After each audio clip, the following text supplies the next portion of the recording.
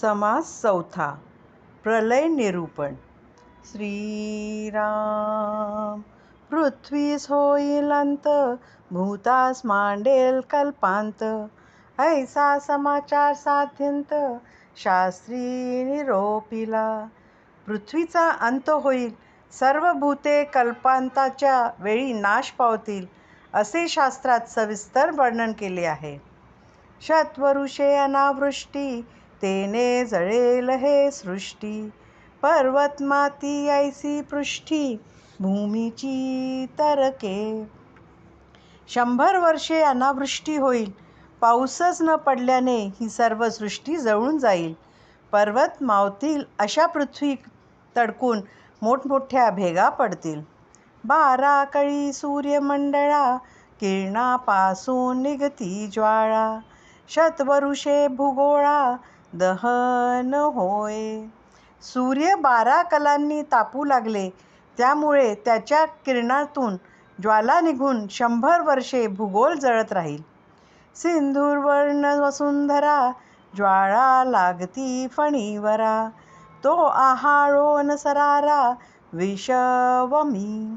पृथ्वी जळत असता शेंद्री रंगाच्या ज्वाळा उत्पन्न होऊन त्या शेषापर्यंत पोहोचतील, तेव्हा पोळल्याने कळवळून तो भयंकर विष ओकू लागेल. त्या विषयाच्या ज्वाळा निघती, तेने पाताळे जळती. महापावके भस्म होती, पाताळ लोक. त्या विषापासून ज्वाळा निघून त्यामुळे पाताळ जळू लागेल. त्या महाअग्ने सर्व पाताळ लोक जळून भस्म होतील. तेथे महाभूते खवळती, प्रळये वात सुटती. प्रळये पावक वाढती, चहूकडे. त्यामुळे पंचमहाभूते खवळतील आणि प्रलयकालाचा वारा वाहू लागून त्यामुळे चहूकडे प्रलयाग्नी पसरेल. तेथे 11 रुद्र खवळले, 12 सूर्य कडकडिले. पावक मात्र एकवटले, प्रळये काळी. त्यावेळी 11 रुद्र खवळतील, 12 सूर्य कडाडतील, प्रलयकाळी सर्व अग्नी एकवटतील. वायो विजांचे तडाके, तेने पृथ्वी अवघी तरके. कठीणत्व अवघेची फाके, चहूकडे. वारा आणि वीज यांच्या तडाक्याने अवघी पृथ्वी तडकेल, तिचे कठीणत्व चहूकडे पसरेल. तेथे मेरूची कोण गणना, कोण सांभाळील कोणा. चंद्र सूर्य तारांगणा, मूस झाली. तेथे मेरूची काय कथा, तेथे कोण कोणाला सांभाळू शकेल. चंद्र सूर्य तारांगण सर्व वितळून एकवटतील. पृथ्वीने विरी सांडिली, अवघी धगधगाये मान झाली. ब्रह्मांड भटी जळोन गेली, एकसरा. सारी पृथ्वी काठिण्य सोडून धगधगायमान होऊन ब्रह्मांडभर झालेल्या वह्नीच्या भट्टीत एकाच वेळी जळून जाईल. जळोनी विरी सांडिली, विशेष महावृष्टी झाली. तेने पृथ्वी विरारली, जळामध्ये. जलानेही सत्व सोडले की विशेष महावृष्टी होऊन त्या जलात पृथ्वी विरून जाईल. भाजला चुना जळी विरे, तैसा पृथ्वीस धीर न धरे. विरी सांडून या त्वरे, जळी मिळाली. भाजलेला चुना जसा त्वरित पाण्यात विरून जातो, तसा पृथ्वीलाही धीर धरवत नाही आणि सत्व सोडून ती त्वरेने जलात विरून जाते. शेष कूर्म वाराव गेला, पृथ्वीचा आधार तुटला. सत्व सांडून जळाला, मिळून गेली. शेष कूर्म वराह सर्व नष्ट झाल्याने पृथ्वीचा आधार नाहीसा होऊन ती सत्व सोडून पाण्यात मिसळून जाते. तेथे प्रळये मेघ उचलले, कठीण घोषे गर्जिनले. अखंड विजा कडकडिले, ध्वनी घोष. तेथे प्रलय मेघ उत्पन्न होऊन मोठमोठ्याने गर्जना करू लागतात. त्यात अखंड विजा मोठमोठ्याने आवाज करीत कडाडू लागतात. पर्वत प्राये पडती गारा, पर्वत उडती ऐसा वारा. निबळतया अंधकारा, उपमाची नाही. पर्वतासारख्या मोठमोठ्या गारा पडू लागतात.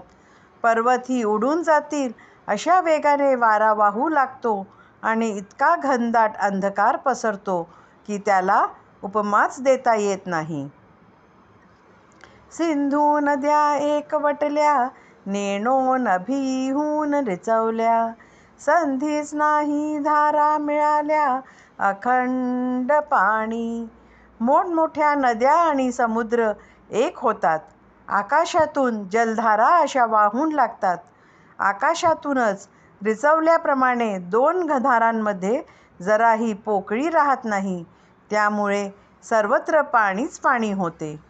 तेथे मच्छमूर्म सर्प पडती, पर्वतासारिखे दिसती.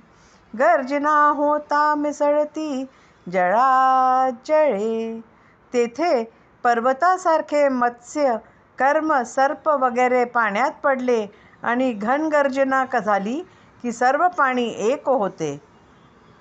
सप्तसिंधू आवळणी गेले, आवर्ण वेडे मोकळे झाले. जळरूप जालिया खवळले, प्रलये पावक. सप्त समुद्र सर्व एक झाले. समुद्राने मर्यादा सोडली.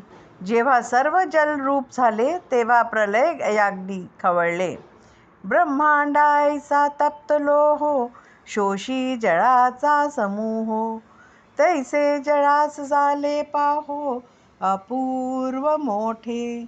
ब्रह्मांडा एवढ्या तापलेल्या लोखंडाचा गोळा होऊन त्याने सर्व जलसमूह शोषून टाकले.